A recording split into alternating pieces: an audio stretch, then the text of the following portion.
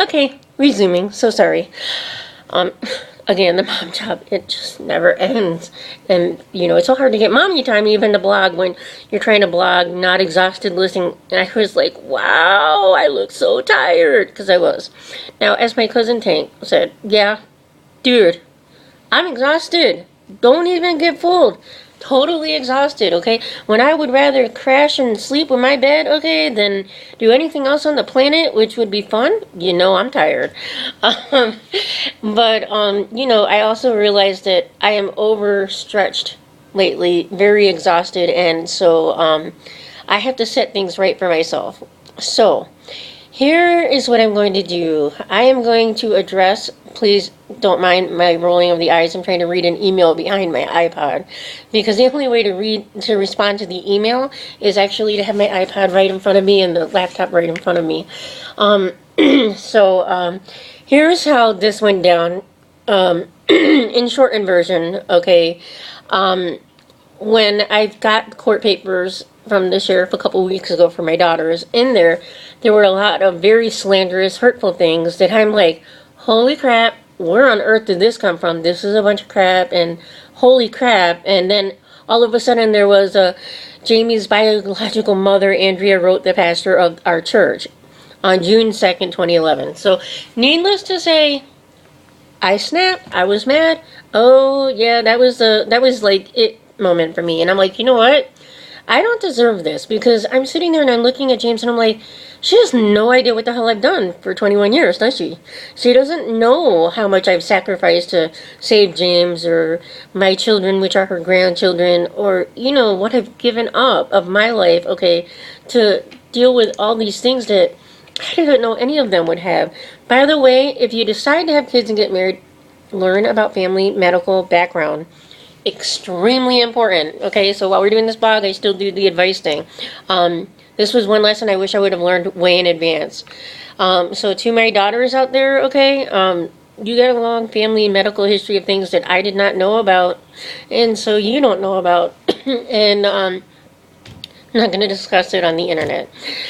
But at any rate, okay, so I was really hurt because there were things in there that should not have been in there about people in my family or, alleged things from my childhood. Really, like any normal mom or anybody, there are just some things that's not your children's business, how or what, or if something happened. It took a lot of years of therapy, and Michelle Brazil, I'm going to be calling you. I will pay you for the therapy on this one. That just, it's not right. And, people used to say there are some things you don't say in front of your children. And after I read this 8 pages or so worth of supposedly my daughter's handwriting of crap in there, I was just like, oh my God, oh my God, oh my God. Hell no, oh my God. And I was most hurt by the things that came from what was obviously my mother-in-law because, I know I had asked James several times last year, are you sure your mom had nothing to do with anything going on? Because, like my mom said, go with your gut. And so it turns out that in the end, a year and a half later, I was right. And as much as I would really love to gloat about this, I'm not happy about this. And this being a result of something that I wrote to James's whole family. Oh, I didn't clarify that, by the way. I wrote this letter, and I don't remember exactly what I said, but I took screenshots of things that were being written about me on the internet by my mother-in-law, and and I wrote my piece back, because we wouldn't want anybody to say that I was lying, because I've gotten that a lot over the years. So, I've learned to cover my ass. Big time. People just don't know. I will screen save everything. I will print. I will record. I will do whatever I have to because you got to learn to cover your ass. So, in doing so, apparently, the retaliation was some letter to the pastor. And I'll be honest to you, I don't have a clue exactly what it says. I can only assume some of the things of what it says. But at any rate, finally getting to this email from yesterday. It basically says, I wanted to write to apologize to you and Susan for my part in your getting a restraining order against you, and that it is again keeping you separated from your daughters. They will always be your daughters, whether they want to acknowledge you or not. This is not a letter defending myself, as I have already said why I do what I did in writing the pastor, which we won't go there right now because I don't remember exactly what she said. And, you know, that she wished we all had not done things regarding the girls that we did. Well, you know what? I can agree with that. But you know what?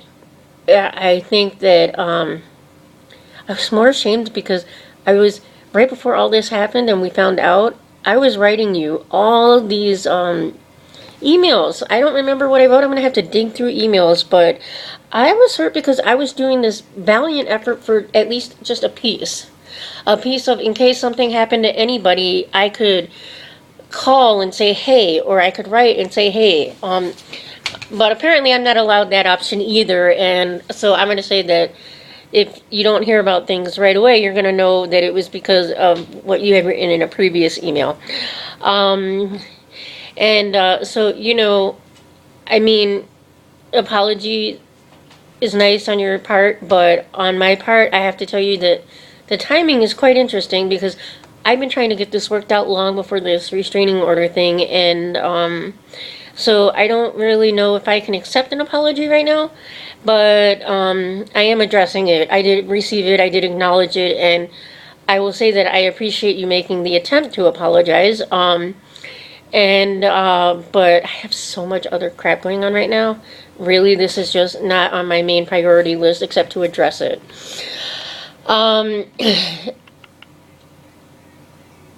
Let's see, that I said many times that my mother-in-law hates me, or probably hates me, and, yeah, I said those, and apparently my mother-in-law does not exactly hate me, even if it was for a moment, which, you know, we've all had those moments, so it's nothing personal, I get that. And, yeah, well, you're not the only one that fails to understand me. I'm getting that a lot, so don't worry about that. There's good and there's bad in everybody, so you know, it's not just there's good in me and bad in me. There's good in you and bad in you, and good in my kids and bad in them. And I mean, heck, look at everything else we've been going through. Okay, we know that there's good and bad in everybody. Let me see. Yeah, you did a great job of hurting me in your intentional hurt things, but that's old now. Yeah, we all do things as parents that we wish we would have done, and I appreciate you wish you had spent a fraction of the time doing fun things with your kids and done research to find out about ADHD as a kid. I thank you for the good mother compliment that was not at all expected. Thank you for acknowledging that I'm doing a good job and gone above and beyond the call of duty where that's concerned. Wow. And you felt a deep respect for me and the sacrifices I make for my kids. Now you see, that's something that I can really say I appreciate, because I don't think I ever thought, like I just said a little while ago, you ever understood just what I've gone through.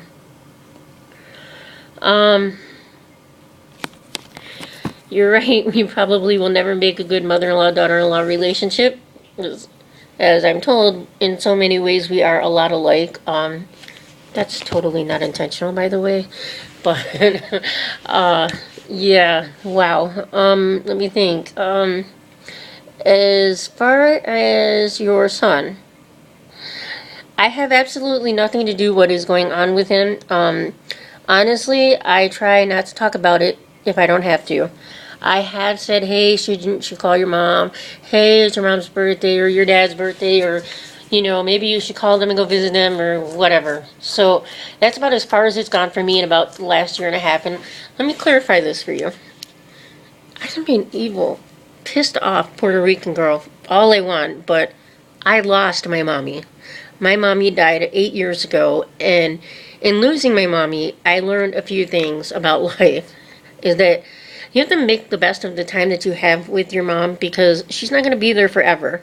So, in the respect of you and James, I really do hope you guys work it out. However, I'm not so sure that it's going to happen right away, being as we still have yet to go to court and see what you wrote in that letter. I would say first and foremost that you might really want to tell him what you wrote in that letter, because either way we're going to find out, and I think that that will probably make or break whether or not he works things out with you, however they work out. As far as your apology to the boys, I did in fact tell Christian that you apologized. I did tell Gaby, and I basically said I've delivered my message and it's up to you to decide whether you accept it or not. I just simply honestly am kind of still absorbing and still trying to decide how to handle everything that was written. And as my mom always said, be careful what you write, because you never know when it'll come back to bite you in the ass. I guess in retrospect, whatever email you did write came back to bite you in the ass, literally. So yeah, I know that you might feel disrespected by them, but I think your son felt even more disrespected by you, because you've been talking to him all this time. I mean, for crying out loud, we had left to Florida right after that letter, and you and I hadn't even talked for a couple of months by that point. I tried not to write to you and say nothing and just left everything alone and tried to focus on my family, and I can't honestly believe that you wrote this letter or whatever it is. So I gotta tell you, you threw me a curveball on that one. You gave me a whole new definition of holy shit. My mom was right about some things, and I guess my hope is that you will learn to not be so spiteful like that, okay? I admitted writing your whole family might have been a little bit over the edge, but you wrote the adoptive parents, pastor of the church, and God only knows what you said. And that was way above and beyond any line or borders or whatever. And I'm sorry, I just, at this point, as much as I know that it's best to forgive and forget and all that, I can't say that I can forgive this right now. I can't say that I can forget this right now. I can only say that I will work on it. That's my honest to God answer to that. You know, we were all screwed over in this whole adoption thing. But I'm going to be honest with you. I am not going to sit there and just take another restraining order without a good attorney, which I'm getting, and fighting for what I believe in. So I guess in retrospect, my advice would be to consider writing your son and telling him what you said, or maybe trying to call him and tell him what you said, and maybe consider that you might want to go to court and defend whatever on our side, because you know you went to court with us the last time around, so this threw me a curveball. Because honest to God, I mean, it couldn't have even have been a week or two before this happened with you that I was telling James I really wish we could all get along and stand together as a united family, because come on, my family is growing smaller and smaller and smaller, and you know, even though we're not blood related, we are married into family. You might not like my family, and I can accept that, but I've also learned to accept that my family is my family, and there are things in my family that, you know, it's my family. So I'm going to learn to live with what I can, however I can. So, that being said, I really truly have to get ready to go. Meals on Wheels is here, and I have to go for a CT scan for somebody in my family, okay, that's got leukemia. So this is bad timing, just so you know. I will address this again at a later date. Thanks, and have a blessed day.